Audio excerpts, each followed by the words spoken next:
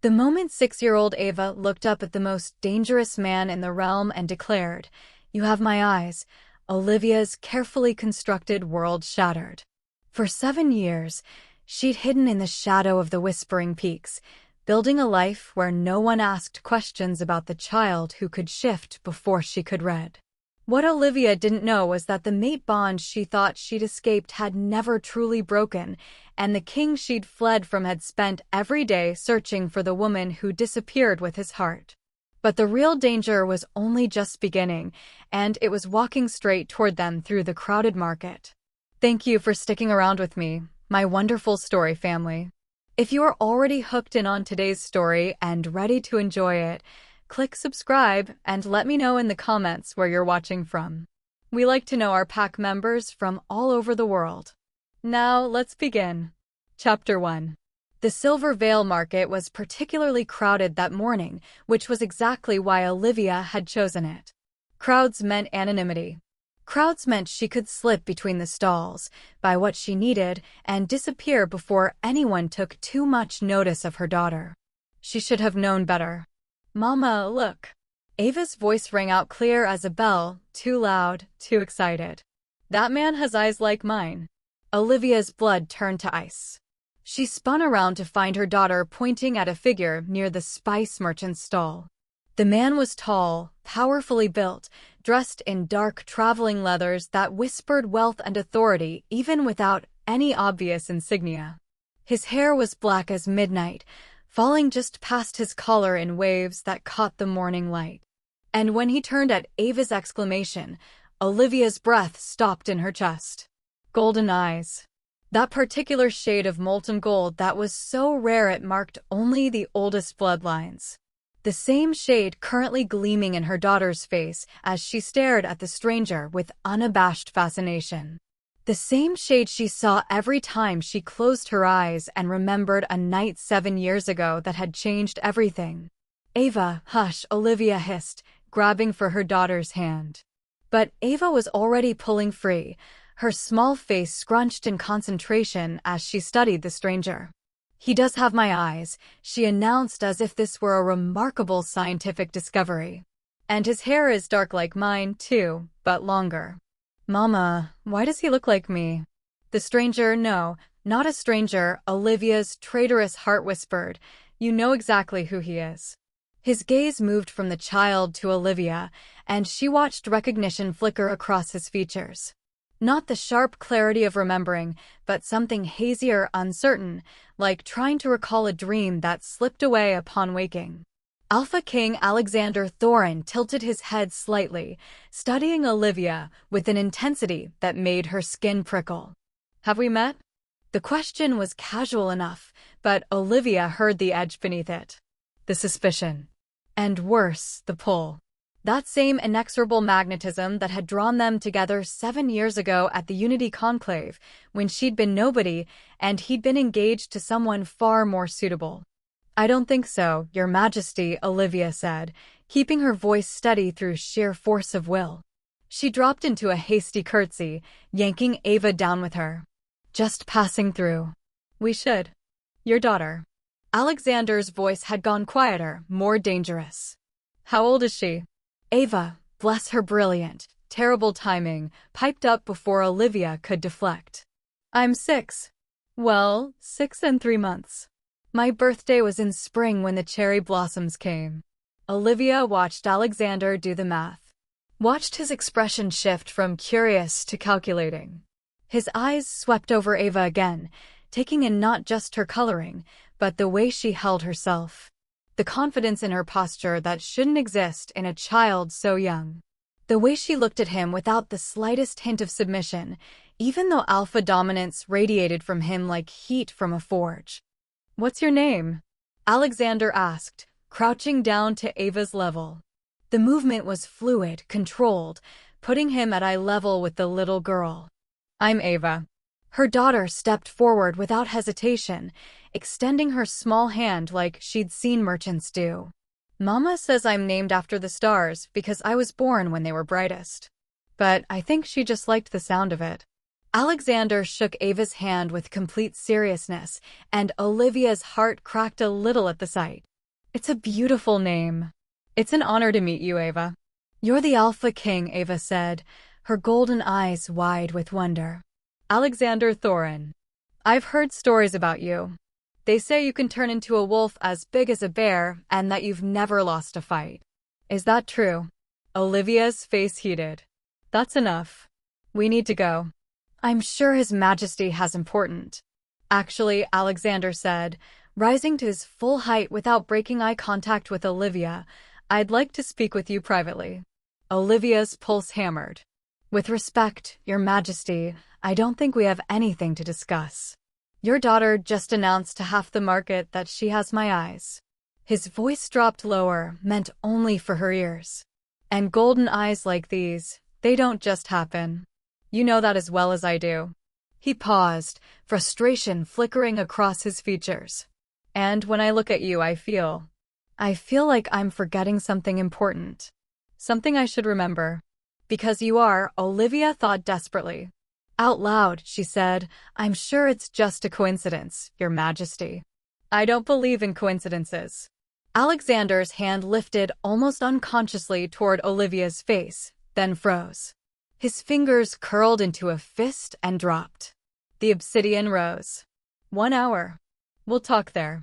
And if I refuse? His composure cracked just for a moment. Not anger, but something rawer, almost pleading.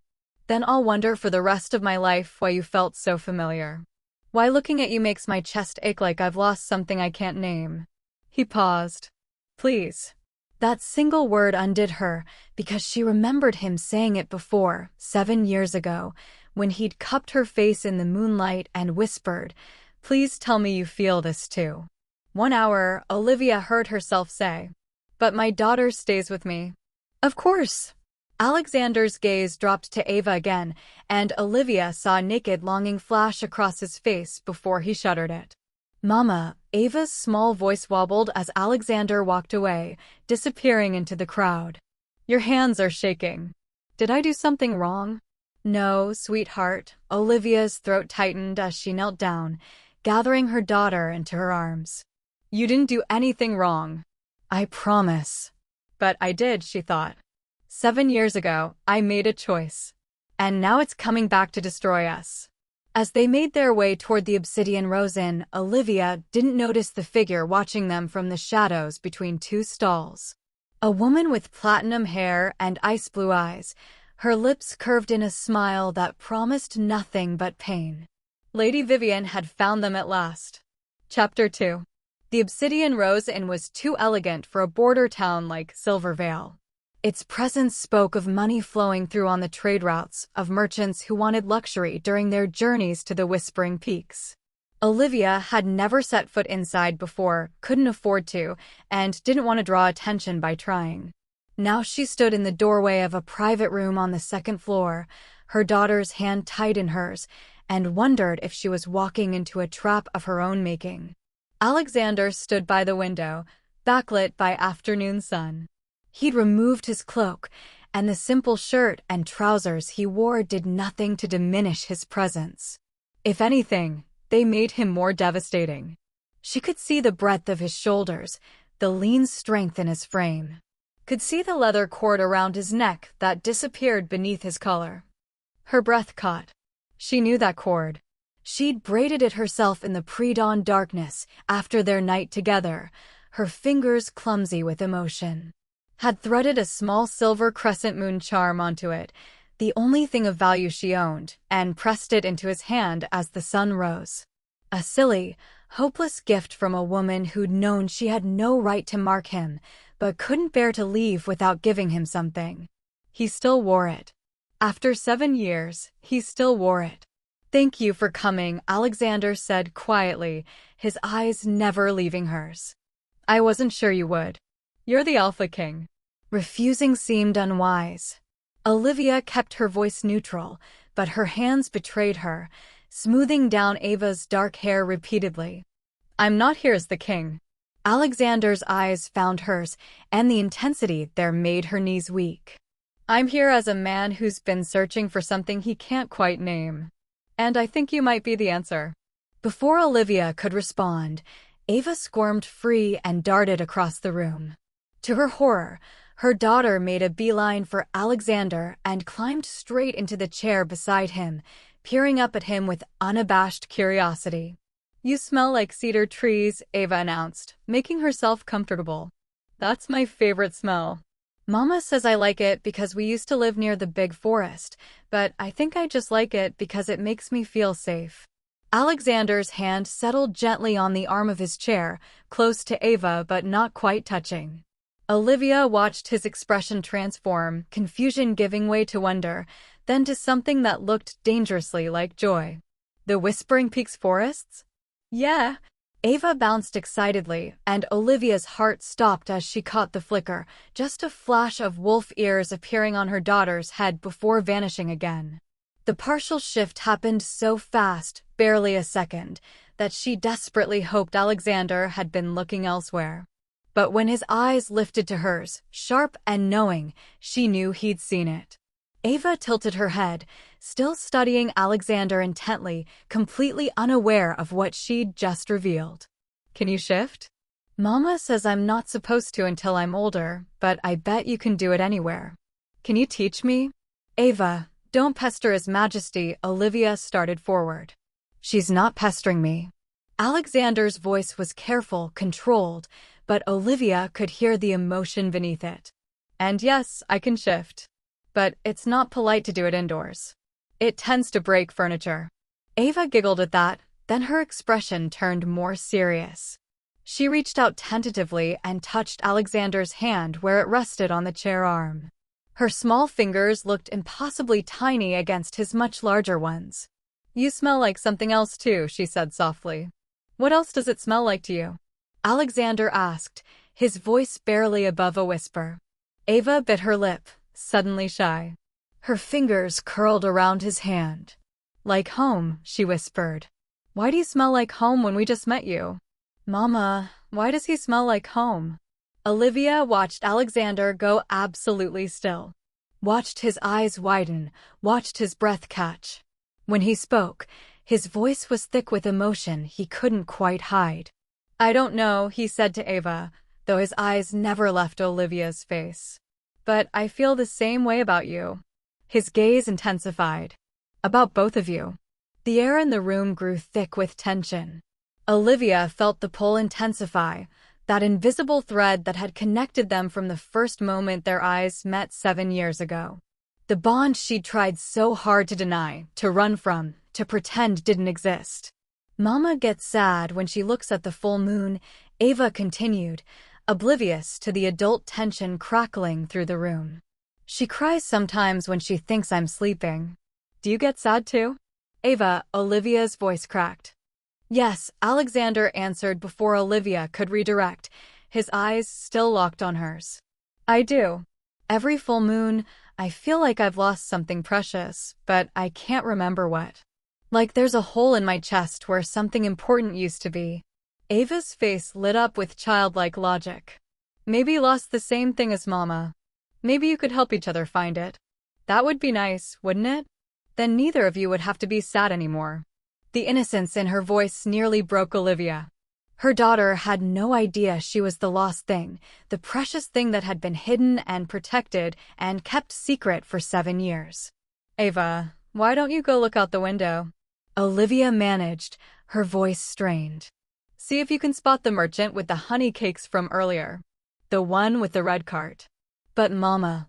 Now, please. Something in her tone must have penetrated because Ava scrambled down from the chair. But not before looking back at Alexander with those golden eyes that mirrored his own. Don't leave while I'm gone, okay? I have more questions. Lots more. I promise, Alexander said softly, and Olivia could hear the weight of that promise in his voice. When Ava was safely at the window, humming to herself as she searched the street below, Alexander stood and moved toward Olivia with predator grace. Each step deliberate, controlled, dangerous. She's mine, he said, stopping just inches from Olivia. Not a question. A statement of absolute certainty. I don't know what you Please don't lie to me. His voice was gentle but firm, and the please nearly undid her. Her ears shifted when she got excited, just for a second, but I saw it. Children don't develop that ability until 8 at the earliest, unless they carry royal bloodline magic. He moved closer, and she could feel the heat radiating from his body.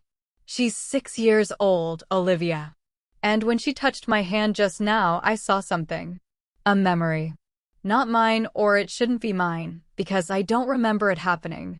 But I saw you laughing under starlight, your hair loose and longer than it is now, wearing a silver dress that shimmered like water. His hand pressed against his chest, his breath unsteady. And I felt the mate bond snap into place like a chain wrapping around my heart, binding me to you so completely that I couldn't breathe without feeling you. Olivia's vision blurred with unshed tears. You need to stop. I can't. He was close enough now that she could smell cedar and winter air, and something uniquely him, a scent that made her wolf whine with desperate longing. Because I've been having dreams, Olivia. Every night for 7 years. A woman singing a lullaby about moonlight and stars. A meadow full of white flowers where we danced. A cottage with a blue door where I promised you forever. And I wake up aching for something I can't name, feeling like my heart has been ripped from my chest. Olivia's throat tightened. She wanted to tell him to forget this conversation, to let her and Ava disappear back into obscurity. But the words wouldn't come. They stuck in her throat, trapped by 7 years of loneliness and longing. Tell me I'm wrong, Alexander said, his hand hovering near her cheek without quite touching, like he was afraid she'd disappear if he made contact. Tell me you don't feel this. That you don't know exactly what I'm talking about. Tell me, and I'll walk away right now. From the window, Ava's clear voice cut through the tension like a knife. Mama sings that song. The one about the moonlight and stars. She sings it every single night before bed. It's my favorite. Olivia watched Alexander go perfectly still. Watched understanding dawn across his features like sunrise breaking through storm clouds, beautiful and terrible all at once. I hear that song in my dreams, he said hoarsely, his voice breaking on the words. Every night I hear you singing it. Your voice, exactly as it sounds right now. His eyes searched hers desperately, pleadingly. How's that possible? How can I dream of you, hear your voice, feel your presence, when I don't remember you? When I can't recall your face or your name or the night we apparently shared. The bond, Olivia heard herself say, the words barely more than a whisper. Mate bonds create connections that transcend memory. Dream sharing sometimes happens, even when one person doesn't consciously remember. The soul remembers what the mind forgets. Then it's true. You're my mate. His voice broke on the last word, raw and exposed. And she's my daughter. But someone made me forget you. Someone took you from me. It wasn't a question, but Olivia nodded anyway. Felt tears slip down her cheeks as 7 years of secrets came crashing down around them. Why? The anguish in Alexander's voice cut through her like a blade. Why would you let me forget? Why would you run? Why would you hide our daughter from me? To protect her, Olivia's voice was steadier than she felt, steadier than she had any right to be. To protect both of us. From what? From your fiancé, who swore she'd kill any bastard threats to reclaim on your throne. The words came out sharp, bitter, edged with 7 years of fear and anger. From a political marriage you needed to secure your crown. From being the weakness your enemies would exploit. From being the mistake that could cost you everything. Alexander staggered back like she'd physically struck him, his face draining of color. Lady Vivian. Something shifted in his expression, memory trying to surface through thick fog. I broke off the engagement. It was sudden. Everyone said I was making a terrible mistake, that I was destroying important alliances, but I couldn't. His eyes widened with dawning realization. It was 4 months after the Unity Conclave. 4 months after I met you. Olivia's breath left her in a rush. You broke it off? I did. I told everyone the match wasn't suitable, that I couldn't go through with it. Alexander ran a hand through his hair, frustration evident in every line of his body. I didn't know why. Couldn't explain it to the council, to my advisors, to anyone. Just knew I couldn't marry her. That something was fundamentally wrong. That I was missing something crucial, something that made the very idea of pledging myself to another woman feel like a betrayal. His eyes locked on hers with burning intensity. It was you. I was missing you. Even without the memories, even with whatever enchantment clouded my mind, some part of me knew. Some part of me refused to let you go. Alexander. Tell me. His voice turned commanding, carrying the weight of his alpha authority. Tell me what happened. All of it. I need to know everything. And so Olivia did. She told him everything, and as the truth spilled out, she had no idea that outside the inn, Lady Vivian was already setting her final trap into motion. Chapter 3. Olivia's hands trembled as she began her story, but her voice remained steady. She told him about the Unity Conclave 7 years ago, where she'd been part of her pack's delegation, a nobody Omega, barely worth noticing. She told him about the mate bond that had struck like lightning the moment their eyes met across the great hall. How they'd both felt it, both been helpless against its pull. I was carrying wine, Olivia said quietly, her gaze going distant as she relived that moment. Moving through the crowd, trying to stay invisible the way Omegas are taught. And then he looked at me. The goblet had nearly slipped from her hands. Across the great hall, through hundreds of bodies and conversations, and the complex political dance of the conclave, the Alpha King's eyes found hers. Golden meeting golden, and the world caught fire. The mate bond didn't ease into existence. It crashed over her like a tidal wave, stealing her breath and her sense and every rational thought she'd ever had. She felt it in her chest, her bones, her very soul. Felt it wrap around her heart and pull with a force that couldn't be denied. One moment she was nobody. The next she was his. He'd moved through the crowd like it didn't exist, his gaze never leaving hers. When he reached her, he'd taken the goblet from her shaking hands with such gentleness and set it aside. Tell me you feel it too, he'd said, his voice rough with wonder and barely contained need. Please tell me I'm not losing my mind. Tell me you feel this impossible, beautiful thing between us. I feel it, Olivia had whispered, barely able to form words. I feel everything. It's like lightning in my veins. He'd pulled her into a side corridor, then another, then through a servant's passage until they were alone in a moonlit garden that overlooked the valley below. And then his mouth was on hers and nothing else mattered. Not his engagement, not her low status, not the impossibility of it all. They'd made love under the stars, and he'd sworn vows to her that night. Vows that should have been unbreakable. I'll find a way, he'd sworn against her lips hours later when the sky was starting to lighten with approaching dawn. I'll break the engagement. I'll face down the council, the other packs, all of them. We'll figure this out together. I swear to you, Olivia, I'm not letting you go. You're mine and I'm yours, and nothing will change that. We had one night, Olivia continued, her voice thick with the weight of memory and loss.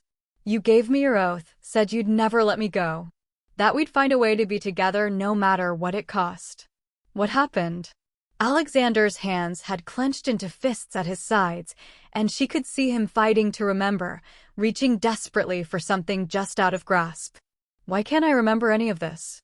I woke up the next morning and you were different. Distant. Cold. Olivia wrapped her arms around herself, suddenly feeling vulnerable. Like you didn't quite recognize me.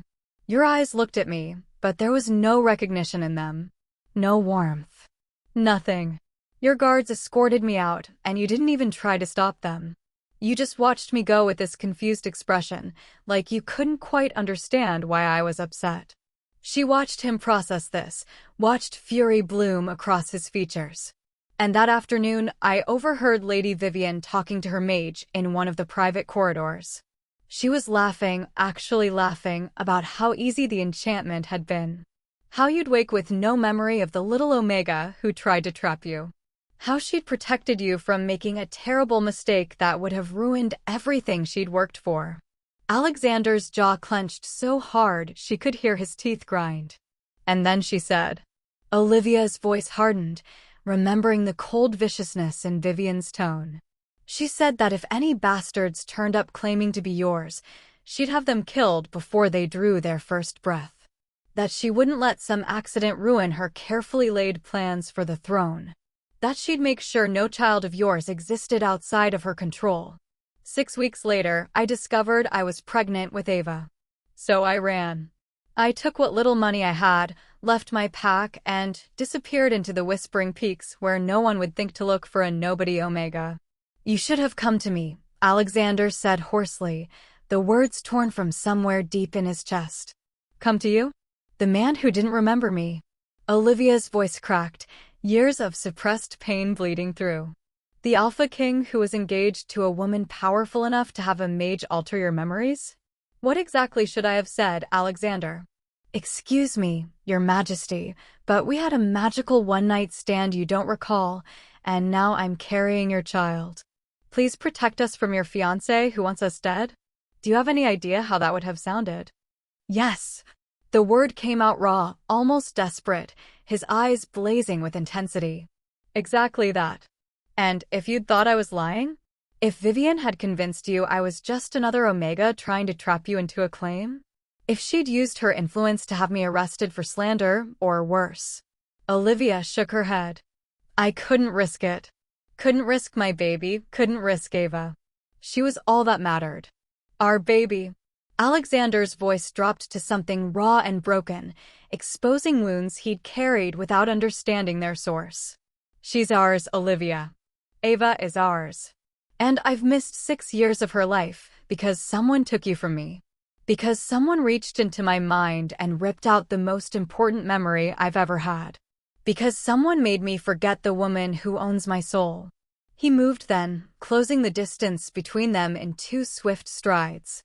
His hands framed her face with such gentleness that Olivia felt the loneliness she'd carried for 7 years start to crack and fall away like a shell.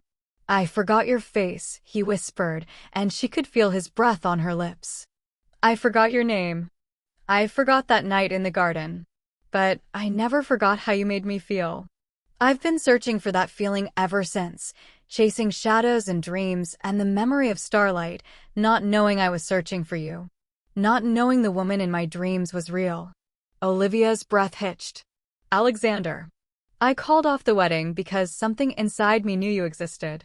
Knew I couldn't pledge myself to someone else when my soul belonged to you, even if I couldn't remember why.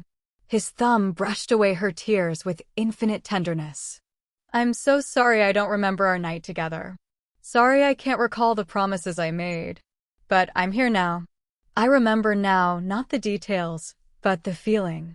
And I swear to you, on everything I am, on my crown and my life, I will keep you safe. Both of you. You can't promise that. Vivian is still out there, and if she finds out about Ava, watch me. Then his lips were on hers, and the world narrowed to just this moment. His mouth, his hands, the way he tasted like memory and promise all at once. The kiss started gentle, careful, like he was relearning something precious he'd lost. But when Olivia's hands fisted in his shirt, pulling him closer with desperate need, Alexander's control shattered like glass. The kiss turned hungry, consuming. 7 years of searching and longing and half-remembered dreams poured between them like a flood breaking through a dam. Olivia felt the mate bond surge to life, not the muted whisper she'd lived with, but the full roar of it, complete and consuming and utterly, devastatingly right. The bond snapped fully into place, and Alexander gasped against her mouth. She felt it too, the final connection forming, stronger than steel, more eternal than stone. When they finally broke apart, both gasping for air, Alexander pressed his forehead to hers. I've been with you every night in dreams. Some part of me never let you go. Never stopped searching. I know. Olivia's throat was tight with emotion. I felt you too. Every full moon, the anniversary of the night we met, you were there in my dreams. speaking to me in a language I couldn't quite understand, reaching for me across distances I couldn't measure. I thought I was losing my mind. Mama? They sprang apart to find Ava watching them with wide eyes and a wondering expression, her small face reflecting a mixture of curiosity and hope that made Olivia's heart ache. Does this mean? Ava's voice was so small, so impossibly hopeful. Does this mean the nice man is my papa? My real papa? The one you said had to go away but might come back someday if the stars aligned. Yes, Alexander said, his voice breaking on the word. He dropped to his knees, so he was eye level with Ava, making himself vulnerable before this tiny person who held his heart without knowing it. If you'll have me. I know I haven't been here, and I'm so sorry for that. I missed so much. Your first words, your first shift, every single birthday. Your first steps. The first time you laughed. Every moment of your life. His hands were shaking. But I'd like the chance to be your father now, if that's all right with you. If you'll give me that chance. For a heartbeat, Ava didn't move. She just stared at him with those golden eyes that mirrored his own, processing this moment that would change everything. Then her face crumpled and she threw herself at Alexander with a sob that came from somewhere deep in her small chest. I waited. Ava cried into his shoulder, her small body shaking with the force of her emotions. I waited and waited for you to come home. Mama said maybe you couldn't find us, that maybe the world was too big and we were too small, but I knew. I knew you'd come eventually. I saw you in my dreams and I knew. Alexander's arms came around her, holding her like she was the most precious thing in the world, which, Olivia realized, she was. To him, Ava was everything. I'm here now, Alexander whispered fiercely against Ava's hair, his own voice breaking. I'm here and I'm never leaving you again. Never. I promise you, little one. I promise on my life, on my crown, on everything I am, I will never leave you again. Ava pulled back just enough to look at him, her face wet with tears.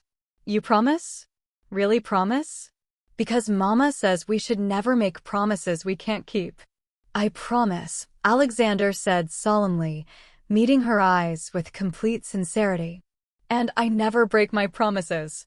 Ava studied him for another moment, then nodded, seemingly satisfied. She threw her arms around his neck and held on tight. When Alexander finally looked up at Olivia over Ava's head, his eyes were devastated and full of love all at once. Our family, he mouthed silently, and Olivia felt something inside her chest finally, completely break open. She nodded, unable to speak, and sank to her knees beside them. Alexander's arm immediately came around her, pulling her into the embrace, and the three of them stayed there on the floor of the inn-room, a family finally, impossibly whole. But outside, footsteps were approaching. Heavy boots on wooden stairs. And Lady Vivian's smile grew wider as she gestured for her guards to move into position. The reunion was about to be shattered, and none of them knew that the real danger had only just begun. Chapter 4. Eventually, Ava's sobs quieted to hiccups. Olivia helped her daughter to her feet, smoothing down her mussed hair with gentle hands. Ava looked exhausted, the emotional weight of the afternoon catching up with her small body. She yawned widely, rubbing at her golden eyes with tiny fists. Why don't you sit by the window again, sweetheart? Olivia suggested gently, trying to keep her voice calm and steady. Just for a moment while Papa and I talk about grown-up things. Ava nodded, but she kept looking back over her shoulder at Alexander as she walked toward the window, like she was afraid he would vanish into smoke if she looked away for even a second. Once Ava was settled with a view of the bustling market below, Alexander drew Olivia a few steps away, his voice dropping to barely above a whisper. We need to leave. Tonight. All of us. Vivian knows I'm here, she has to know by now. And if she realizes what I found, who you are, what Ava is. Wait. Olivia's stomach dropped, a cold feeling of dread spreading through her chest. How would she know you're here? How did you even find us in the first place? I've been so careful. 7 years of being invisible, of leaving no trail. I received a letter. Anonymous. Alexander's expression darkened, his jaw clenching. It arrived 3 days ago. It told me exactly where to find you, Silvervale Market, this specific day, even this specific time. It said I'd find the answer to my dreams here. I thought it was from an ally, someone who wanted to help me find what I'd been searching for all these years. Now I'm wondering if it was a trap. Olivia finished, her voice hollow. It was a trap. She wanted you to find us. She wanted you to see Ava, to make the connection. But why? Why now, after all this time? The words had barely left her mouth when Olivia heard it. Heavy footsteps in the hallway outside. Multiple sets, moving with military precision and purpose. Alexander's head snapped toward the door, his body going tense as a drawn bowstring. His eyes flashed gold, his wolf rising to the surface. Get Ava. Behind me. Now. But there was no time. The door burst open with explosive force, with splintering around the lock. A woman stood in the entrance, flanked by 6 heavily armed guards. She was beautiful in a cold, calculated way, platinum hair styled in an elaborate crown of braids, pale skin that seemed to glow in the dim light, eyes like chips of ice that held no warmth whatsoever. She wore traveling leathers that marked her as nobility, expensive and perfectly tailored, and the smile on her face was pure venom distilled into human form. How sweet, Lady Vivian said, her voice dripping false warmth that made Olivia's skin crawl. The lost lamb has been found. And she brought such an interesting little surprise. Her ice blue eyes slid to Ava, who had frozen by the window. My. She does look like you, doesn't she, Alexander? Those eyes especially. Such a rare, distinctive color. There's no mistaking what she is.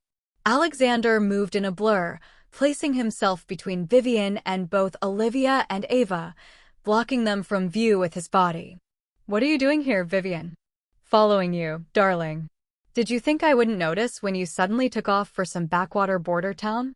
Vivian's gaze slid past Alexander to Olivia, then to Ava peeking around her mother's skirts with wide, frightened eyes. Her smile widened, sharp as a blade. Oh my. She's the perfect age, isn't she? 6 years old. Conceived right around the time of the Unity Conclave, I'd wager. How convenient. Get out. Alexander's voice held pure alpha command, the kind that made lesser wolves drop to their knees in submission. But Vivian didn't even flinch. I don't think so.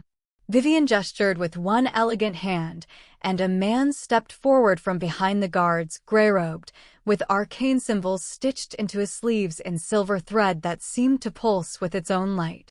A mage. The same mage, Olivia realized with growing horror, who'd enchanted Alexander 7 years ago.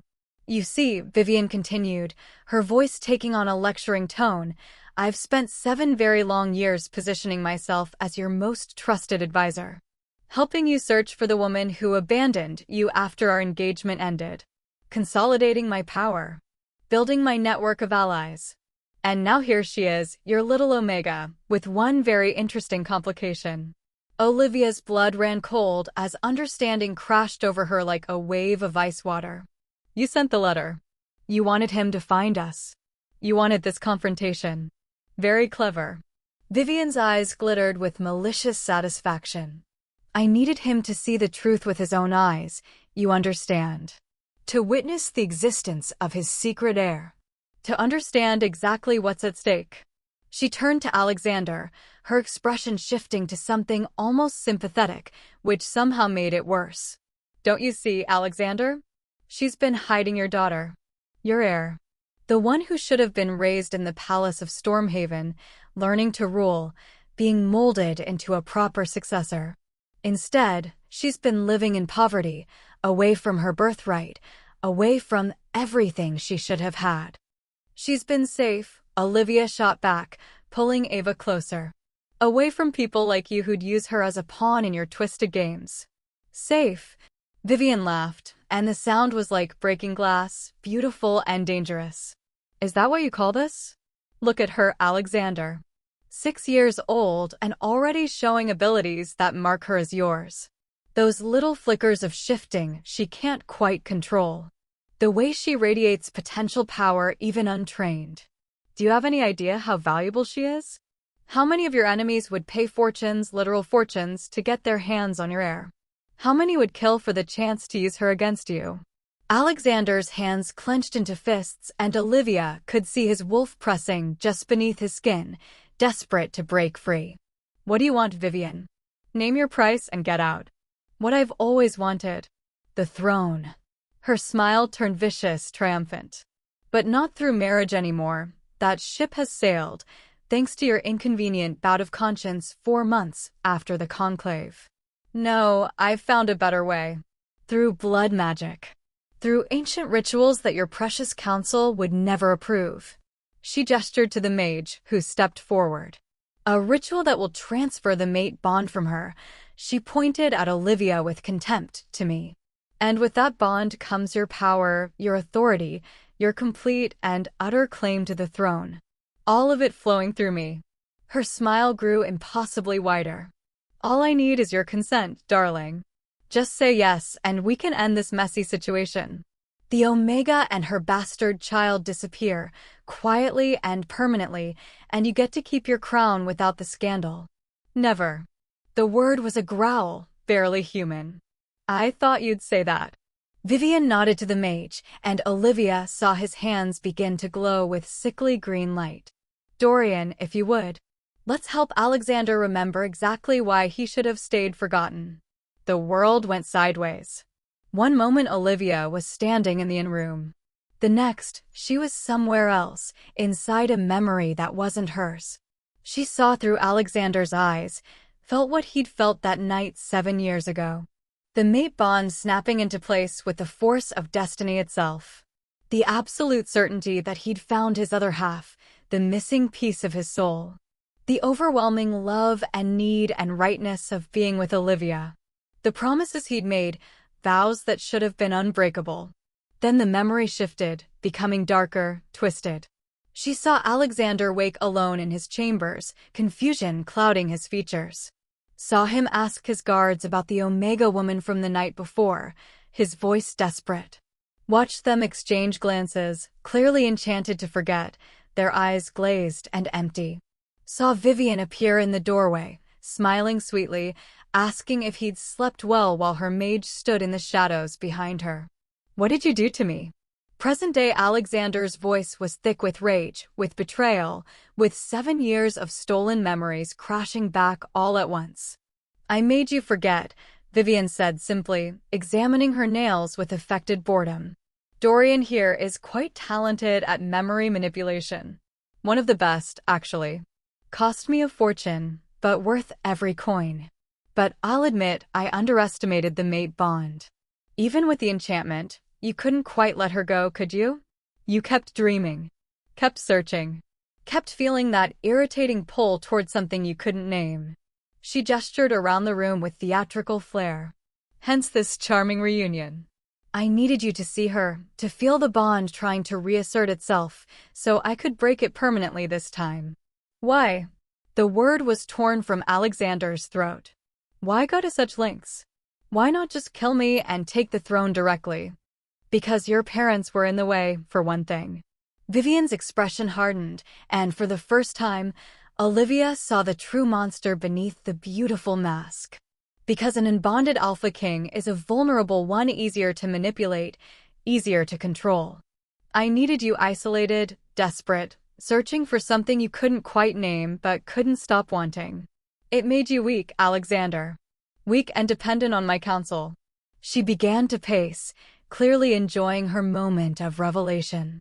I've orchestrated everything, you see.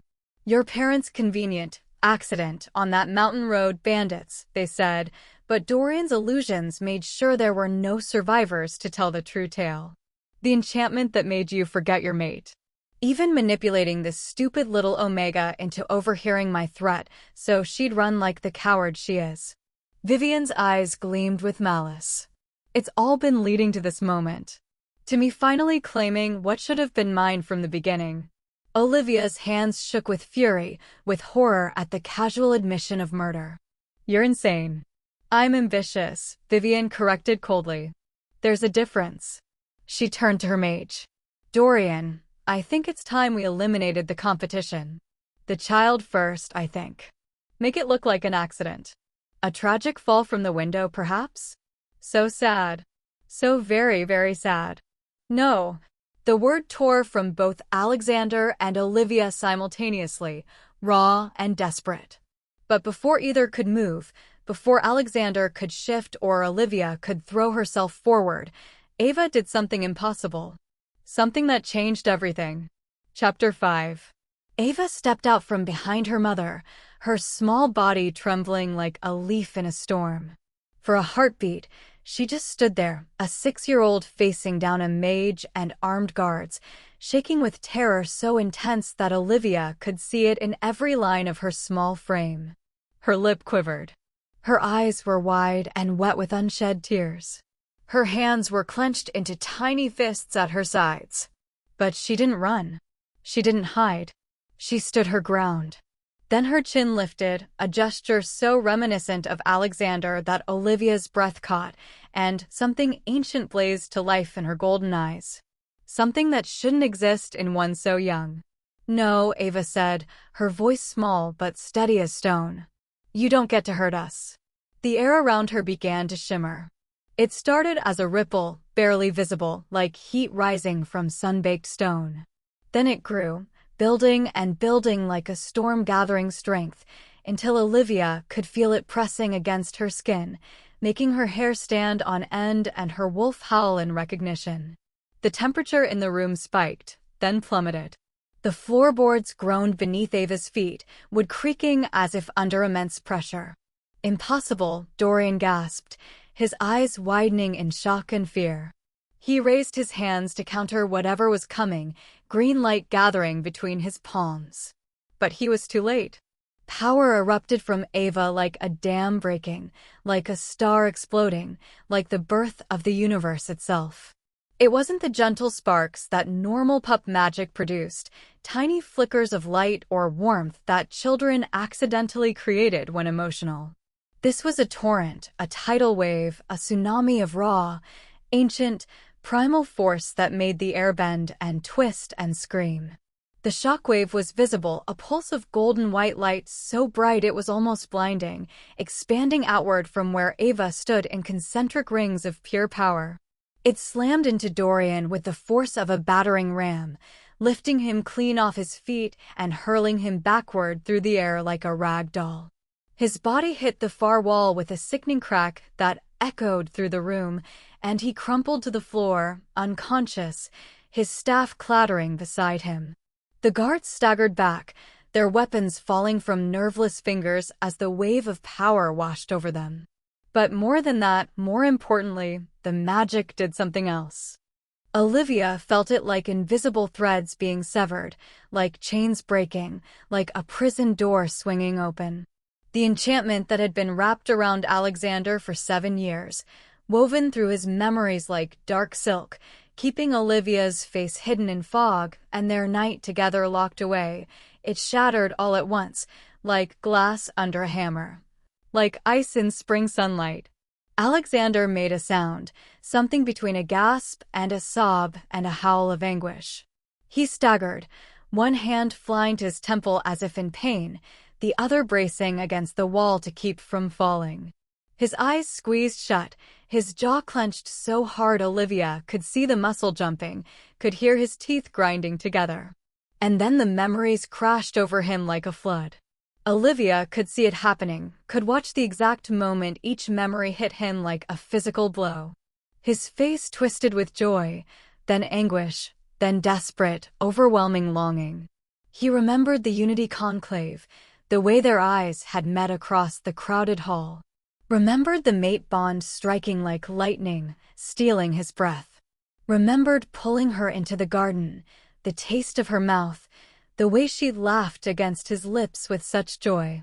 Remembered making love to her under the stars, her silver dress pooled around them like water, her hair spread across the grass like dark silk. Remembered swearing he'd find a way to keep her, promising forever with his whole heart. Remembered waking up the next morning and feeling the hollow ache where something precious had been torn away, the confusion and loss that had haunted him ever since. All of it came flooding back in a torrent that drove him to his knees on the wooden floor. Olivia. Her name on his lips was broken, a prayer and an apology and a vow all at once. When his eyes opened, they were wet with tears, devastated, blazing with the full weight of recognition and 7 years of stolen love. God's Olivia, I remember. I remember everything. The garden. Your dress. The way you felt in my arms. The promises I made. The way you looked at me like I was your entire world. The way I loved you more in that one night than I've loved anything in my entire life. But there was no time for reunion, no time for healing. Because Vivian was done playing games. How touching, she snarled, and the venom in her voice made Olivia's blood run cold. Vivian's carefully constructed mask of beauty had shattered, replaced by something ugly and twisted and utterly mad. Her face was contorted with rage, her lips pulled back from her teeth in a feral snarl.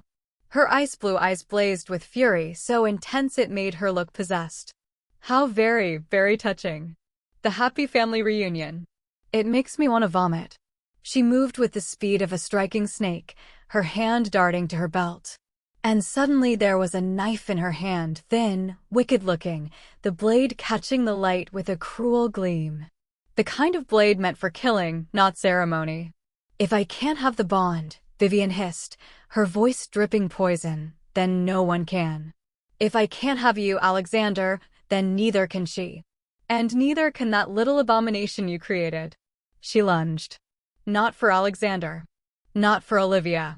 But for Ava, the little girl who stood in the center of the room, swaying on her feet, her small body exhausted from the enormous power she'd just released. Power that should have killed her, that no child should be able to channel and survive. Ava's eyes went wide with terror. She tried to move, tried to run, but her legs wouldn't cooperate.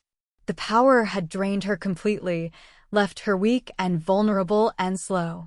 Vivian's knife arced toward Ava's throat in a killing strike, and Olivia's world became nothing but terror and the impossible distance between her and her daughter, a distance of mere feet that might as well have been miles. Olivia threw herself forward with a mother's desperate strength, but Alexander was faster. He caught Vivian's wrist mid-strike, his hand closing around it like an iron vise. The knife stopped mere inches from Ava's throat, close enough that the little girl could see her own reflection in the blade. Alexander's other hand wrapped around Vivian's throat, lifting her off her feet with terrifying ease. His eyes blazed with fury that Olivia had never seen, never imagined possible, the rage of a father protecting his child, of an alpha defending his pack, of a male whose mate and daughter had been threatened with death. You took 7 years from me, Alexander said, his voice deadly calm in a way that was somehow more frightening than screaming. Time with my mate. Time watching my daughter grow. Time I will never get back. You made me forget the most precious thing in my life. You tried to kill them. His grip tightened, and Vivian's face began to turn purple. Give me one reason I shouldn't kill you right now. One reason I shouldn't snap your neck and leave your body for the crows.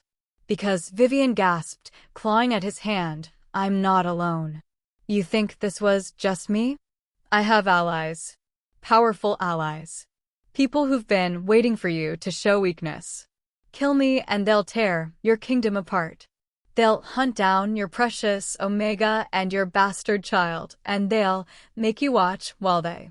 Then I'll deal with them too, Alexander interrupted, his voice like ice. One by one. I'll hunt down every person who supported you.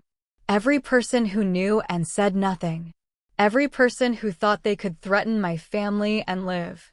I'll make examples of them all. Alexander. Olivia's hand on his arm was gentle but firm, cutting through his rage. Not in front of Ava. Please. Not in front of our daughter. He looked past Olivia to where Ava had collapsed to her knees by the window, having spent every last ounce of her strength. She was hugging herself tightly, her whole body trembling with exhaustion and terror. Despite everything, despite the power she'd wielded, despite how brave she'd been, she was still just a child. A 6-year-old who'd been forced to face down adult monsters and dark magic. When Ava's eyes found Alexander's, they were pleading, desperate for reassurance, for someone bigger and stronger to make this nightmare stop, to tell her she was safe now, that the bad lady couldn't hurt them anymore. The fury in Alexander's expression crumbled completely, replaced by something raw and aching that made Olivia's heart break. He looked at Olivia, and she saw her own heartbreak reflected in his golden eyes, the shared knowledge that they'd brought this violence, this terror, into their daughter's world. That Ava had been forced to use power she barely understood, power that could have killed her, just to survive. Alexander released Vivian with a shove that sent her sprawling, gasping for breath. He gestured to the guards who'd finally broken through whatever shock had held them frozen. "Arrest her.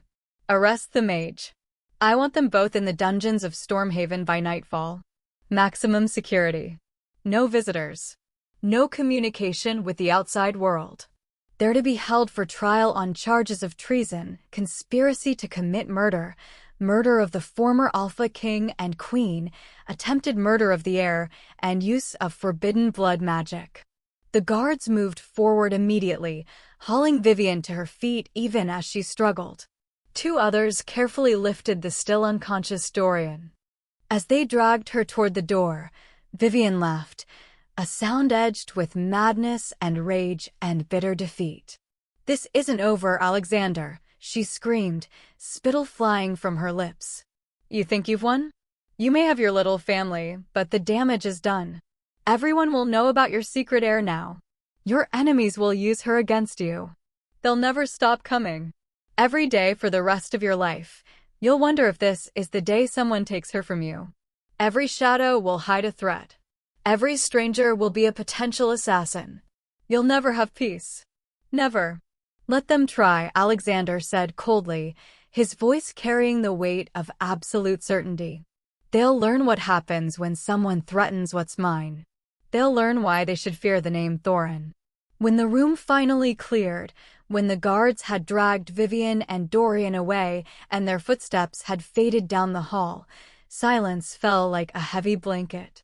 It was broken only by the soft sound of Ava's ragged breathing and muffled sobs. But something had changed in that moment. Some fundamental shift in the balance of power, in the very fate of the kingdom. And Vivian's words echoed in the sudden quiet, "They'll never stop coming." Because she was right. The real fight was only just beginning. Chapter 6. Olivia was already on her knees beside Ava, gathering her daughter into her arms with desperate gentleness. She murmured soft reassurances, her voice steady even though her hands trembled as she smoothed down Ava's dark hair, checking her for injuries, for any sign that the enormous power she'd channeled had hurt her. "You were so brave," Olivia whispered fiercely, pressing kisses to Ava's forehead, her cheeks, her hair. "So incredibly, impossibly brave, sweetheart. You saved us. You saved all of us." "I didn't feel brave." Ava's voice was muffled against Olivia's shoulder, small and scared and utterly exhausted. "I felt scared. My hands were shaking so much, and I didn't know what to do. The bad lady wanted to hurt you and Papa, and something inside me woke up. Something big and bright, and it hurt, Mama. It hurt so much." Olivia felt tears stream down her cheeks. "I know, baby. I know it hurt. That kind of power, it's not meant for someone so young. You did something extraordinary, something that grown wolves would struggle to do. But you never have to do that again. Never. Papa and I will protect you now." "Being brave doesn't mean not being scared, sweetheart," Olivia continued, pulling back just enough to cup Ava's face in both hands, making sure her daughter could see the truth in her eyes. "It means being scared and doing the right thing anyway. And you did. You protected us when we couldn't protect ourselves." Alexander stood in the center of the room, breathing hard, his hands still shaking with residual adrenaline and rage. He watched his family huddled together on the floor, and something in his chest, something that had been locked away and frozen for 7 years, cracked wide open. This was what Vivian had almost destroyed. What he'd almost lost without ever knowing he had it. His mate. His daughter. His family. His entire world contained in 2 people who looked so small and vulnerable and precious in this moment. He moved toward them slowly, each step deliberate, and dropped to his knees beside Olivia. His hand lifted, hesitant, before settling gently on Ava's back. She was so small under his palm. So delicate. And she'd faced down a mage and an army of guards to protect them. "Come here," he said quietly, his voice rough with barely suppressed emotion. Ava turned her tear-stained face toward Alexander, and for a moment she just looked at him. This father who'd appeared so suddenly in their lives. This man who'd fought for them, who'd stopped a knife meant for her throat, who'd looked at her with such love even though he'd only just met her. Then, with a sob that seemed to come from her very soul, she launched herself from Olivia's arms into Alexander's. And then Olivia was there too, and Alexander's arms came around both of them, holding them like he'd never let go, like they were the only real things in a world of shadows and lies. "I'm so sorry," he whispered against Olivia's hair, his voice breaking on every word. "For everything. For not fighting the enchantment harder. For not realizing something was wrong. For not finding you sooner. For not being there for Ava's birth. For her first steps. For every moment I wasn't there when you needed me." "You didn't know," Olivia said, her own voice thick with tears and forgiveness. "The enchantment, no one could fight that. It's miracle enough that you dreamed of us at all. But I should have felt it. Should have known." He pulled back just enough to meet her eyes, and the devastation in his face made her want to weep. "I should have felt the absence. Should have fought harder against the fog in my memories." "You broke off the engagement," Olivia reminded him gently, placing her hand over his heart. "Even without remembering why, you refused to marry Vivian. Some part of you knew, Alexander. Some part of you held on to us even when your conscious mind couldn't." Alexander turned to Ava, who was watching him with those golden eyes that mirrored his own. "And you," he said, his voice filled with wonder and pride and love so fierce it made his chest ache. "You're the bravest, most incredible child I've ever met. What you did just now, that kind of power is extraordinary. Dangerous and powerful and extraordinary." "Am I in trouble?" Ava's voice was very small. "For using magic when I'm not supposed to? Mama said I shouldn't shift or use any power until I'm older because it could hurt me." "Trouble?" Alexander gathered her close again, his large hand cradling her small head against his chest. "I've never been more proud of anyone in my entire life. You saved us, Ava. All of us. You're a hero." Ava went quiet for a moment, her face pressed against Alexander's chest, listening to his heartbeat. Then she pulled back, and despite her exhaustion, her eyes were bright with sudden excitement. The resilience of children never ceased to amaze Olivia, the way they could shift from terror to joy in a heartbeat. "Will we go live in the castle now?" Ava asked, her voice gaining strength and enthusiasm with each word. "The real castle? Stormhaven? Will I have my own room? Will there be other children to play with? Can I learn to ride horses? Mama, can I learn magic properly so it doesn't hurt next time?" The abrupt shift from terror to childish enthusiasm was so purely Ava that Olivia felt her chest tighten with relief, relief that her daughter could still find joy, still dream of the future, still be a child even after everything she'd just witnessed and done. Alexander looked at Olivia, question and hope mingling in his eyes. The unspoken question, "Will you come with me? Will you trust me to keep you safe?" She took a shaky breath, thinking of 7 years of running, of hiding, of looking over her shoulder. Thinking of the small cottage in the Whispering Peaks, the quiet life they'd built. Thinking of safety and anonymity and the peace of being nobody. But also thinking of Alexander's arms around them. Of Ava's face when she'd called him Papa. of the mate bond singing between them, complete and right and true, of the possibility of finally stopping running. Is it safe? Olivia asked quietly, needing to hear him say it. Really safe? Vivian said she has allies. People who will come after us. I'll make it safe, Alexander vowed, and the certainty in his voice, the absolute conviction, made her believe him. Vivian and her allies will be dealt with. I'll call an emergency council meeting as soon as we reach Stormhaven, explain everything, the enchantment, the hidden air, all of it. There will be some who object. There always are. But with the mate bond restored and Ava revealed. He smiled, and there was steel beneath the warmth. They can object all they want. You're my family. Nothing and no one will change that. I don't care if I have to fight every last one of them. I don't care if I have to tear down the entire corrupt system and rebuild it from scratch. You're mine, and I protect what's mine. Olivia felt something in her chest ease, something that had been tight and fearful for 7 long years finally relaxed its grip. Then yes, she said softly, feeling tears slip down her cheeks even as she smiled. Let's go home. Let's finally go home. Ava let out a whoop of pure joy that made both adults laugh despite everything. The sound echoed through the in-room, chasing away some of the darkness that had gathered there. But as they gathered their few belongings and prepared to leave, none of them noticed the shadow that lingered in the hallway outside. A figure who'd heard everything and was already running to carry the news to Vivian's allies. The game was far from over. In fact, it had only just begun. Chapter 7. The journey back to Stormhaven took 4 days through mountain passes and ancient forests, following roads that wound like rivers through the landscape. Alexander insisted they travel with a full guard, 20 of his most trusted warriors, surrounding their carriage at all times, rotating watches, taking no chances with their safety. He also insisted Olivia and Ava ride in the enclosed carriage with him rather than separately, rather than in the guarded wagon with the other travelers.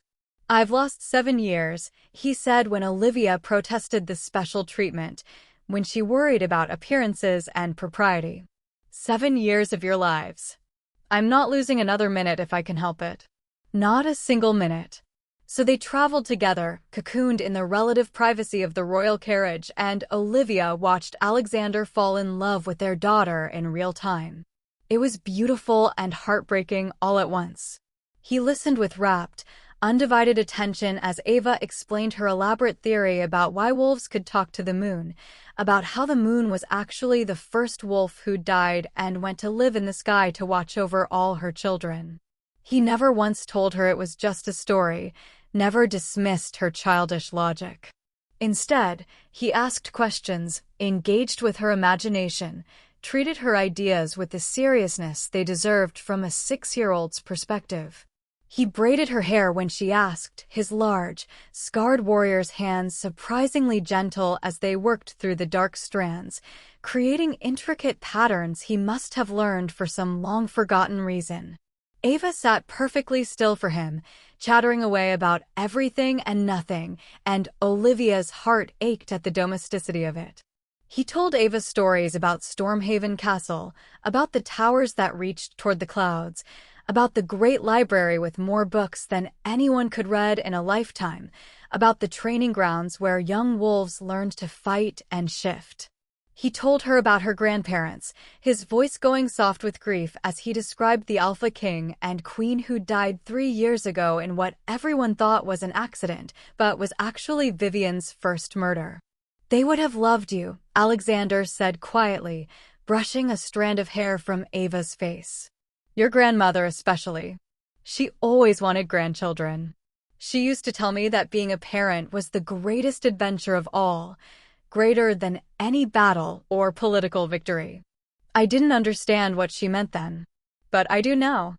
And at night, when Ava finally fell asleep curled up on the cushioned bench, wrapped in a blanket that smelled like cedar and safety, Alexander pulled Olivia close and held her like she might disappear if he loosened his grip even slightly. I keep thinking I'm going to wake up, he admitted on the second night, his lips against her temple, his breath warm on her skin. That this will be another dream. That you'll be gone again, and I'll be alone with only shadows and that aching emptiness in my chest. I'm not going anywhere, Olivia promised, threading her fingers through his. Not this time. Not ever. No more running. No more hiding.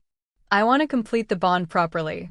Alexander's hand found hers in the darkness of the carriage, his thumb tracing patterns on her palm. I want the ceremony, the vows, everything. The full bonding ritual under the moon. I want the world to know you're mine and I'm yours. I want our pack, our kingdom, to witness and acknowledge what we are to each other. Alexander, I know we have things to work through, Olivia started carefully. Trust to rebuild. 7 years of separation to process. We can't just. We can. His voice was firm but gentle. His thumb traced circles on her palm, soothing and possessive all at once. Olivia, I've been searching for you all this time. Now that I have you back, now that I remember everything, now that I know what we are to each other, I don't want to wait anymore. Every day we wait is another day stolen from us. Haven't we lost enough time already? Olivia thought about all the nights she'd lain awake imagining a different life. One where Alexander had remembered, where they'd built a family together from the beginning, where she hadn't had to run, where Ava had known her father from birth. All those lost moments, lost years, lost possibilities. Yes, she whispered, feeling something tight and fearful finally release in her chest. Yes to all of it.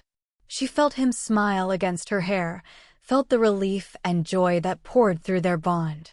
But first, Alexander said, pulling back to look at her in the moonlight streaming through the carriage window, I'm going to court you the way I should have 7 years ago. Not stolen hours in gardens. Not one perfect night followed by nothing. But proper courtship. Romantic courtship. You don't have to. I want to. He shifted so he could see her face, his golden eyes intense even in the dim light. You deserve more than what we had before. More than one perfect night followed by years of loneliness and fear. You deserve to be courted and treasured and romanced properly.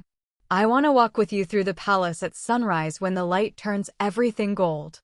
I want to show you the library and watch your face when you see how many books there are. I want to take you to the gardens where the night-blooming flowers open only under moonlight.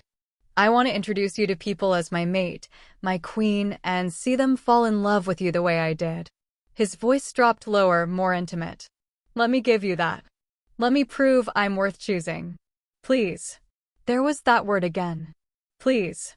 The one that had undone her in the market, in the inn, every time he said it. The one that stripped away all her defenses and left her raw and vulnerable and desperately in love. Okay, she said softly, reaching up to cup his face. Court me then. Show me this life you're offering. This future. Alexander's smile was brilliant, transforming his entire face. Then it turned heated as his gaze dropped to her lips, as his eyes darkened with want. May I kiss you? You don't have to ask permission every time, Olivia said, but her voice was breathless. Yes, I do. His hand cupped her cheek with infinite tenderness. You're not just my mate, Olivia. You're the mother of my child.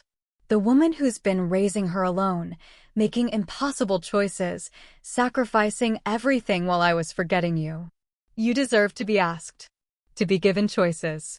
To know that your consent matters to me more than anything.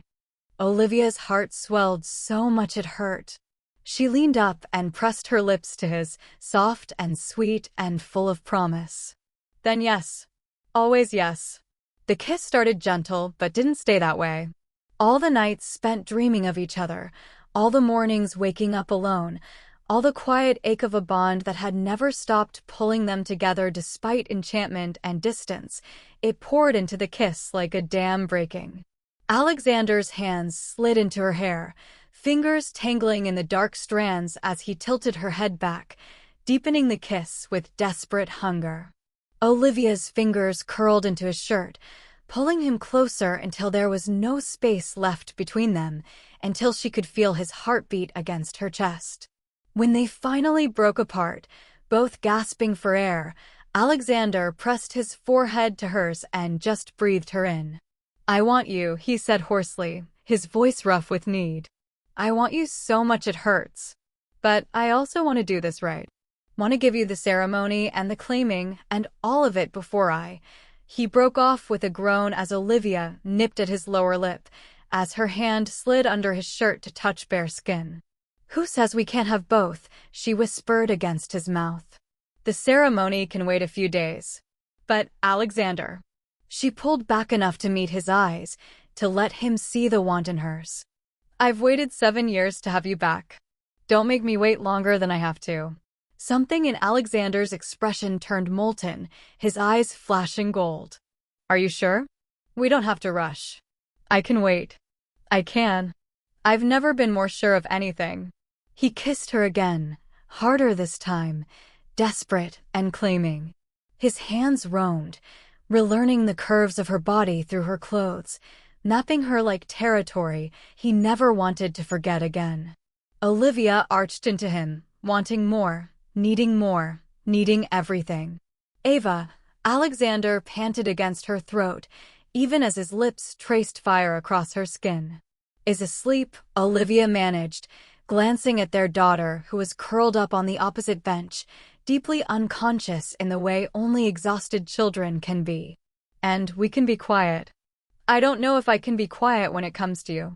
But his hands were already unlacing her dress, his mouth following the path his fingers traced.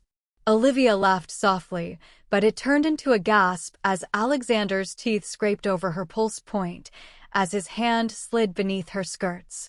"Then we'll have to be creative." What followed was a study in restraint and desperation intertwined, in 7 years of longing finally fulfilled. Alexander loved her slowly, reverently, like he was memorizing every inch of her skin, every sound she made, every way he could make her gasp and arch and whisper his name. He kissed away years of loneliness and fear. He whispered promises against her skin of forever, of family, of a future where they never had to hide again, where they could love each other openly and completely.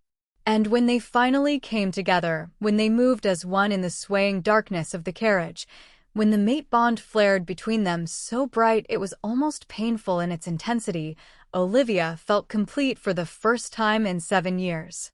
Whole. Home. His. Afterward, wrapped in Alexander's arms, with the gentle rocking of the carriage lulling her towards sleep and the sound of Ava's peaceful breathing filling the small space, Olivia felt tears slip down her cheeks. "Hey!" Alexander's thumb brushed them away, his touch gentle. "What's wrong?" "Nothing's wrong." Olivia smiled through her tears, pressing closer to him. "Everything's right. For the first time in so long, everything's right." Alexander pulled her impossibly closer, his arms tightening around her like he could shield her from the entire world. "It's going to stay that way. I promise you, Olivia.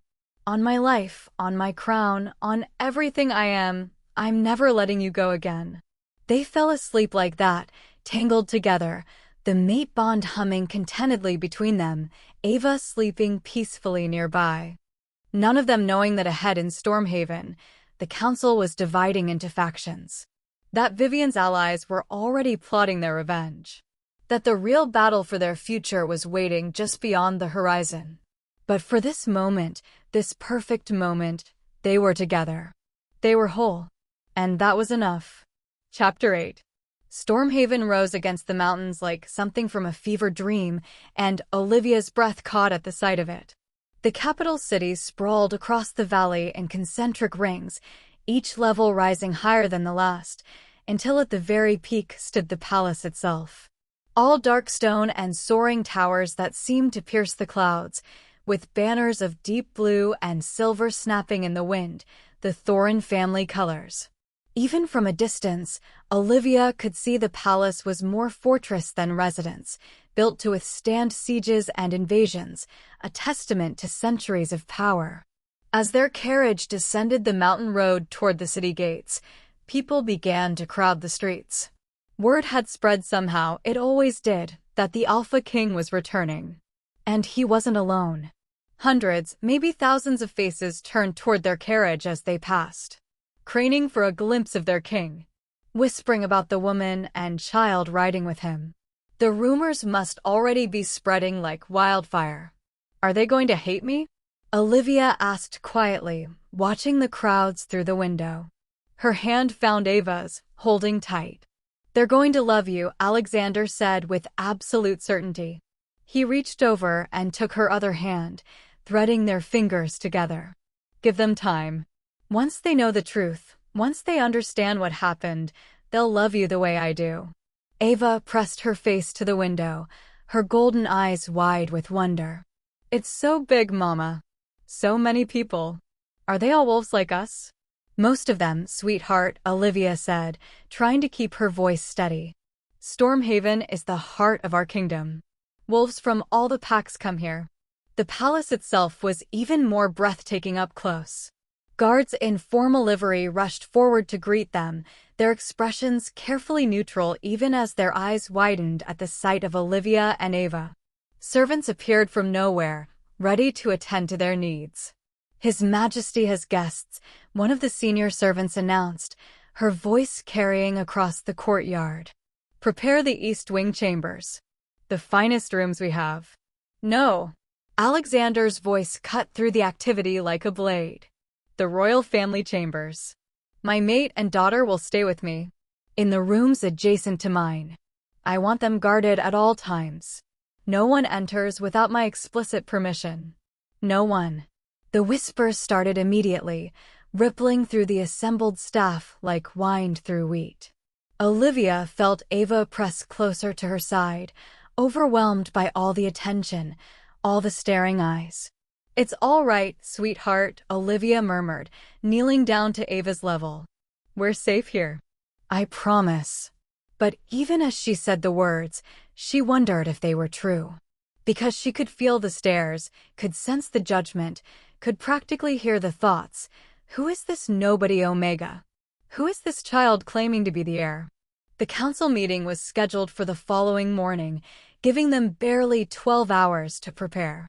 Alexander spent that time closeted with his most trusted advisors, while Olivia and Ava explored their new chambers, rooms so opulent they made Olivia's head spin. Ava was entranced by everything. The bed big enough to fit 10 people. The wardrobe full of clothes that had appeared as if by magic. The window seat that overlooked the entire city. The private bathing room with water that came from heated pipes in the walls. Is this really ours, Mama?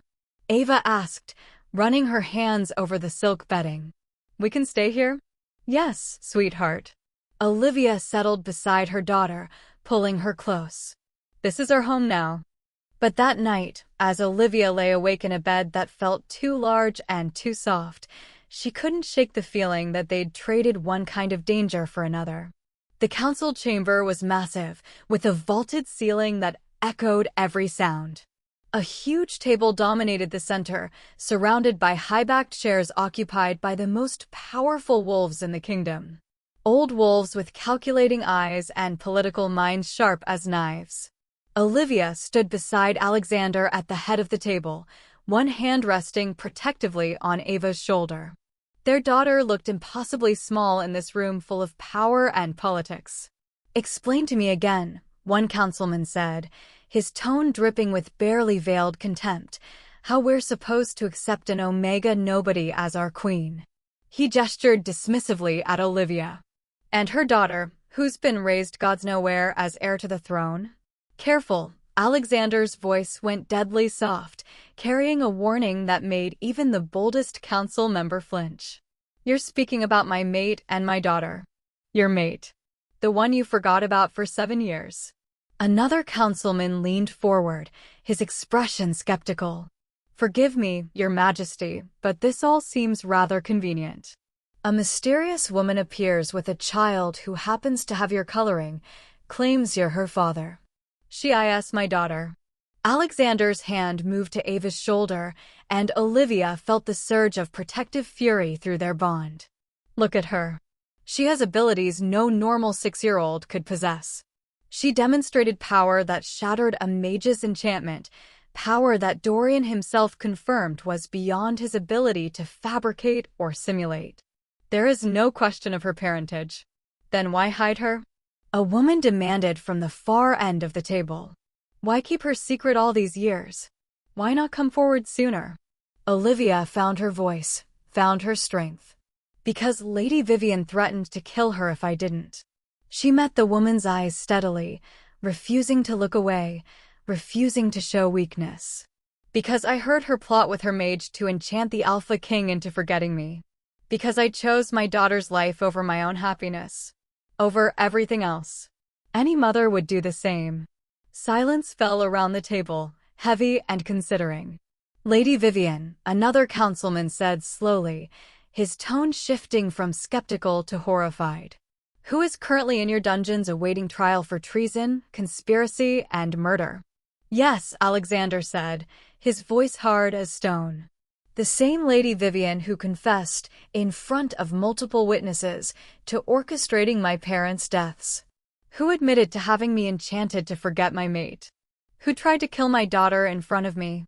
His eyes swept the room, meeting each council member's gaze in turn. So you'll forgive me if I don't particularly care whether you approve of my mate or not. She will be my queen. Ava will be my heir. Anyone who has a problem with that is welcome to challenge me directly. The threat in his voice was unmistakable. This wasn't a request. This was a declaration. I have a question for the child, an elderly woman said from the far end of the table. Her eyes were kind, her expression gentle. If I may, Your Majesty? Alexander nodded, though his jaw remained tight. The woman turned to Ava with a smile. Can you tell me, little one, what you felt when you released your power at the inn? What did it feel like inside you? Ava glanced up at Olivia, who gave her an encouraging nod. Then she looked at Alexander, who smiled at her with such love and pride that it made Olivia's chest ache. Finally, Ava looked at the elderly woman.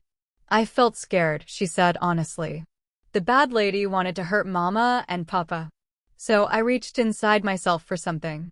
Something that felt warm and bright and big. So big it felt like it would burst out of me. And I let it come. I let it out. Can you show us? The elderly woman leaned forward with interest. Nothing dangerous. Just a small demonstration of what you can do. So we can understand. Alexander tensed beside Olivia, but Ava was already sliding off her chair, already moving to stand in the center of the council chamber. She looked very small there, very alone, surrounded by powerful wolves who were judging her worth. Then she closed her eyes, and the world held its breath. Chapter 9. For a moment, nothing happened. Then the air began to shimmer around Ava, the same phenomenon Olivia had witnessed at the inn, but more controlled now. More deliberate. As if she'd learned something from that first explosive release of power. A sphere of golden light formed above Ava's outstretched hands, growing brighter and more solid with each passing second. Inside it, images began to appear, flickering like memories projected onto water. The council members leaned forward, transfixed. They saw the obsidian Rosen room. Saw Vivian burst through the door with her guards. Saw Dorian the mage raise his hands, green light gathering between his palms. Saw the exact moment Ava had released her power, the shockwave of pure golden white force that had sent the mage flying, that had shattered the enchantment wrapped around Alexander's mind. But more than that, they saw inside the magic itself. Saw how Ava's power worked on a fundamental level that shouldn't be possible for a child. Saw threads of golden light connecting her to Alexander, to Olivia, to the very foundations of royal magic that ran through the Thorin bloodline. Impossible, one councilman breathed, his earlier skepticism completely shattered. She's not just channeling power. She's manipulating reality itself. Creating visual manifestations of past events. That's ancient magic. Royal bloodline magic of the highest order. Memory projection, another whispered. Emotional resonance. Possibly even healing capabilities once she's trained. And she's only 6 years old. The elderly woman's smile widened, her eyes gleaming with something like triumph. "Not impossible," she said, her voice carrying across the chamber. "Just exceedingly rare." She stood, addressing the full council with authority. "What you're witnessing is proof of the purest royal bloodline magic we've seen in generations. Memory projection. Emotional manipulation. The ability to shatter enchantments cast by one of the most powerful mages in the kingdom. And she does all this untrained, unrefined, operating purely on instinct and emotion." The woman turned to Alexander. "Your Majesty, your daughter doesn't just have your abilities. She has something we haven't seen since your great-great-grandmother walked these halls. She has the potential to become one of the strongest alphas in our history. Stronger than you. Possibly stronger than any alpha who's come before." "What does that mean?" Olivia asked quietly, her hand tightening on Ava's shoulder as their daughter finally let the sphere of light fade, swaying slightly with exhaustion. "It means," the woman said, her tone reverent, "that she has abilities that go beyond simple shifting and alpha dominance. She can project memories, as you've seen. She can sense and manipulate emotions, though that will need training to control. She almost certainly has healing magic latent within her, waiting to be developed. And her power only amplifies in moments of extreme emotion or danger." She paused, letting her gaze sweep the council. "And it means that anyone who doubts her legitimacy is not just a fool, they're blind. This child is exactly what she claims to be. She's exactly what our kingdom needs." The sphere of light above Ava's hands flickered and faded like a dying star. The little girl swayed on her feet, and Alexander was there in an instant, catching her, lifting her into his arms with infinite gentleness. "That's enough," he said firmly, though his voice was thick with pride. "She's shown you. That's all you get." Ava beamed up at him despite her obvious exhaustion, her golden eyes heavy-lidded. "Did I do good, Papa?" "You did perfectly." Alexander pressed a kiss to her forehead. "So perfectly. I'm so proud of you." The elderly woman stood, commanding the attention of every person in the room. Royal bloodline magic strong enough to break enchantments at age 6. The same golden eyes that have marked the Thorin line for centuries. Power projection that matches historical records of our greatest rulers. She looked around the table, her expression brooking no argument. "This is no coincidence, my lords and ladies. This child is not just Alexander Thorin's daughter. She is our future. She is what we've been waiting for." The silence that followed was profound, electric. Then, slowly, council members began to nod. First one, then another, then more until the wave of acceptance swept the room. "The evidence is compelling," one admitted, his earlier hostility completely deflated. "More than compelling," another added. "Undeniable." Even the most skeptical among them couldn't argue with what they'd just witnessed. The demonstration hadn't just proved Ava's parentage, it had shown her value, her power, her destiny. One by one, the council members stood and bowed to Ava. To their future alpha. To the child who would one day rule them all. But not everyone bowed. Not everyone accepted. In the shadows at the back of the chamber, 3 council members exchanged glances. Their faces remained carefully neutral, but their eyes glittered with calculation and barely suppressed rage. They had been Vivian's allies. And they weren't done playing the game. The bonding ceremony took place 3 months later, under a full moon that hung like a silver coin in the velvet sky. Olivia wore a dress the color of midnight, threaded with silver that caught the moonlight and made her seem to glow from within. Alexander wore formal leathers marked with his family crest, the wolf and crescent moon intertwined, and when he saw her walking toward him down the garden path lined with night-blooming flowers, his expression transformed into something that stole her breath completely. His eyes darkened, gold bleeding into pure amber as his wolf rose to the surface in recognition of his mate. Hunger and reverence tangled in his gaze as he watched her approach, like she was something wild and precious and utterly his. "You're beautiful," he breathed when she reached him, his voice rougher than usual, barely controlled. "You've always been beautiful, but tonight, Olivia, tonight you're radiant. You're everything." The ceremony itself was ancient, older than Stormhaven, older than any kingdom currently standing. They spoke vows in the old tongue, promising partnership and protection, loyalty and love until death and beyond. The words felt sacred on Olivia's tongue, felt like they were reshaping reality itself. When it came time for the claiming bite, Alexander's eyes met hers. "Are you ready?" he whispered, just for her. "I've been ready since that first night," Olivia whispered back. "Since the moment I saw you across that hall and felt the world shift beneath my feet." His teeth sank into the junction of her neck and shoulder, and the mate bond exploded between them like a supernova. Not the echoes they'd been living with, not the muted whisper of connection, but the full force of it, complete, unbreakable, eternal. She could feel his love like a physical thing wrapping around her heart, could sense his devotion burning like fire in her veins, could feel his absolute certainty that she was his, and he was hers, and nothing would ever change that.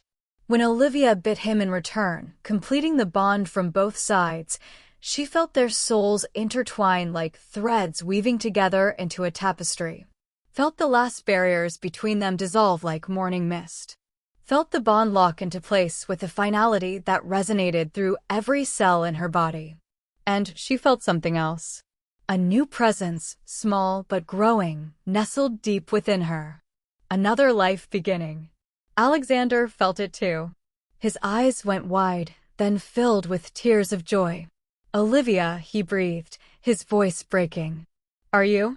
"I think so," she whispered, her hand moving instinctively to her stomach.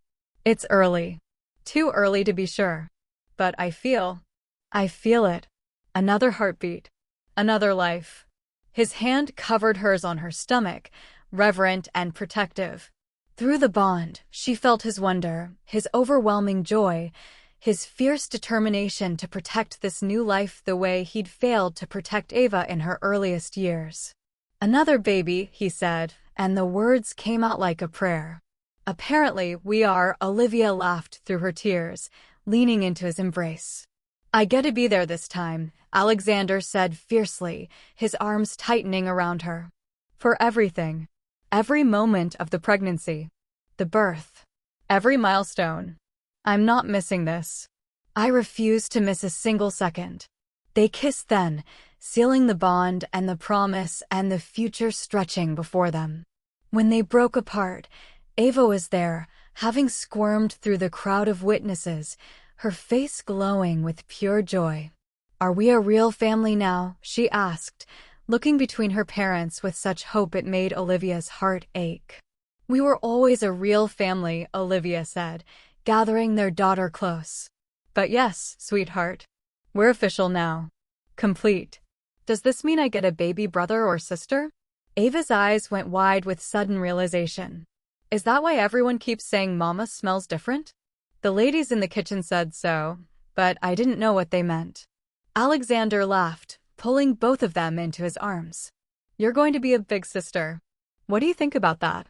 Ava whooped with delight, the sound echoing across the garden. The crowd erupted in cheers and celebration. Standing at the edge of the garden, hidden in shadows, the three dissident council members watched the celebration with cold eyes. "This changes nothing," one whispered. "Changes everything," another corrected.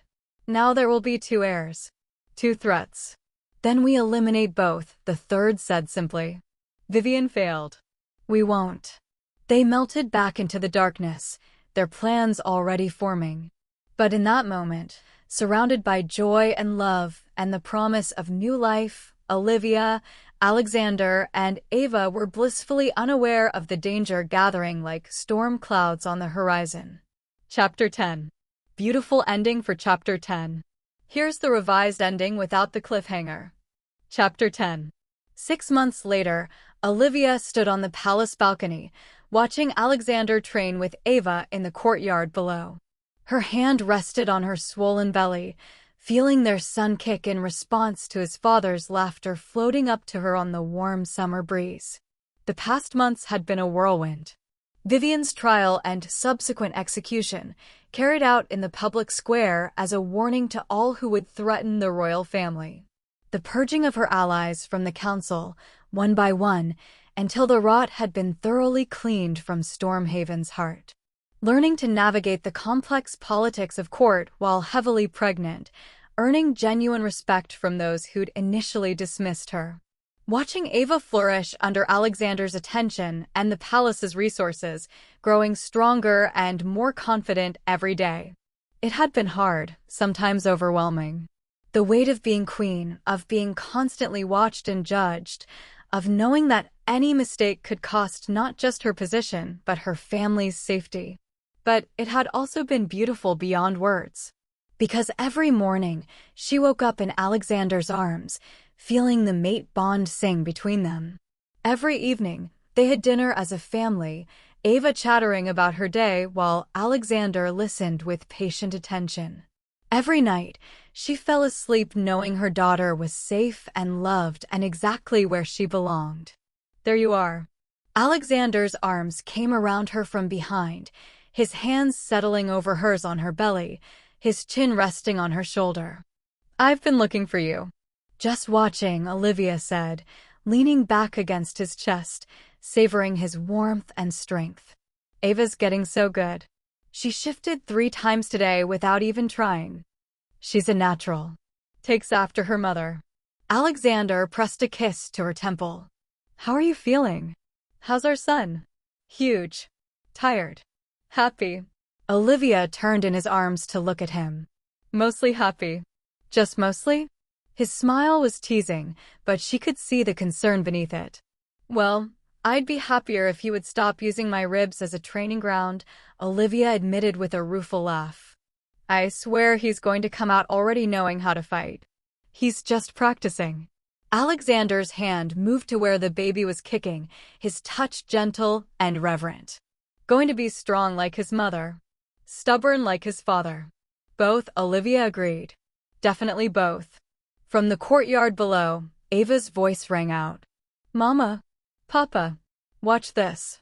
They both looked down in time to see Ava shift smoothly into her wolf form, a sleek golden pup with their distinctive golden eyes, then shift back just as easily, grinning up at them with pride radiating from every line of her small body. "She's been practicing all week," Alexander said, his voice thick with pride. "Wanted to show you both how smooth she could make the transition. How controlled." Olivia felt tears prick her eyes, the good kind, the overwhelmed with love kind. "She's amazing. Our daughter is amazing." "She's ours," Alexander corrected gently, turning her to face him fully. "They both are. Our family." That night, after Ava was asleep in her chambers, which she'd finally agreed to sleep in alone instead of insisting on staying in her parents' room, Alexander pulled Olivia close in their bed. "Do you remember what you asked me that first night?" he said quietly. "In the garden at the Unity Conclave 7 years ago? I asked if you believed in fate. And I said I didn't know. That I'd never felt anything like the mate bond before, never experienced anything that made me believe in destiny." Alexander's hand cupped her face with infinite tenderness. "Now I know. I believe in fate, Olivia. I believe we were meant to find each other. That even enchantment couldn't truly keep us apart. That our daughter was destined to bring us back together, exactly when the time was right." "And the new baby?" Olivia's hand covered his on her rounded belly. "Is he fate too?" "He's proof that some things are simply meant to be." Alexander kissed her softly, reverently. "I love you. I loved you that night in the garden, even if I forgot for a while. I loved you in my dreams for 7 years. And I'll love you for the rest of my life and beyond." "I love you too," Olivia whispered against his lips. "Always. In this life and whatever comes after." As they fell asleep wrapped around each other, the mate bond singing contentedly between them while their son moved in her belly and their daughter dreamed peacefully down the hall, Olivia felt complete. She dreamed that night of their future. saw a little boy with Alexander's black hair and her smile joining their family. Saw Ava teaching him to shift, protective and proud and patient like the big sister she was born to be. Saw mornings full of laughter and evenings full of love. Saw the palace gardens where their children would play, where she and Alexander would walk hand in hand under countless full moons. Saw Ava grown, powerful and wise, with Alexander's strength and Olivia's compassion, leading their kingdom into an era of peace. She saw Alexander by her side through all of it, every triumph, every challenge, every quiet moment stolen between the demands of the crown. She saw their bond growing stronger with each passing year, unbreakable and eternal, exactly as it was always meant to be. When she woke the next morning to sunlight streaming through the windows and Alexander's arms still wrapped around her, Olivia smiled. Because the future she dreamed of wasn't some distant possibility anymore. It was theirs. Real and solid and beautiful. They'd survived enchantment and separation, fear and danger, 7 years of loneliness and searching. They'd found each other again against impossible odds. They'd fought for their family and won. And now, finally, they could simply live. Simply love. Simply be the family they were always meant to become. As Ava burst through the door moments later, climbing onto the bed with infectious joy and chattering about the adventures she wanted to have that day, as Alexander pulled both of them close with laughter rumbling in his chest. As their son kicked his agreement from within Olivia's womb, she knew with absolute certainty that this was what happiness felt like. Not the absence of challenges or the promise that nothing would ever threaten them again, but the presence of love so fierce and complete that whatever came, they would face it together. A family, whole and unbreakable, exactly as they were always meant to be. Thank you for staying till the very end, my wonderful pack family. Where are you listening from? Let's meet in the comments. I love hearing your thoughts. And if you'd like to support me, please subscribe. It's free and it helps more people discover these stories.